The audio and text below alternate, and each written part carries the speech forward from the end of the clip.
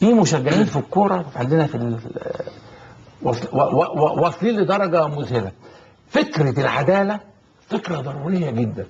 اذا العداله ما اتحققتش، انت عملت المصالحه بين العقلاء والحكماء والعظماء وقيادات الجمهوريه مصر العربيه من اولها لاخرها، من اول صوره الاسكندريه، وتركت القاعده الشعبيه بالليها وشرب ميتها والتمارين مش موجوده.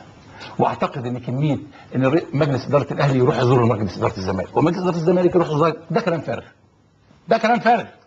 انا بقول لك بقى اللي انا شفته في العربيات في الاتوبيسات في القطارات وانا رايح راكب القطارات. الجمهور ده حدوته ثانيه خالص، عالم اخر، عالم اخر. اذا دول ما اقتنعوش، اذا لم يتم اقناع دول بما يحدث على ارض الواقع ويؤمنوا به، سوف يكون هذا ثأر دائم لن يتوقف. وانا مسؤول عن الكلمه دي الان.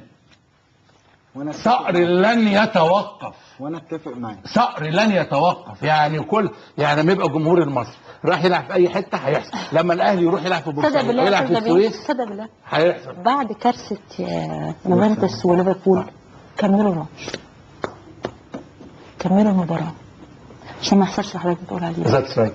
كملوا المباراه.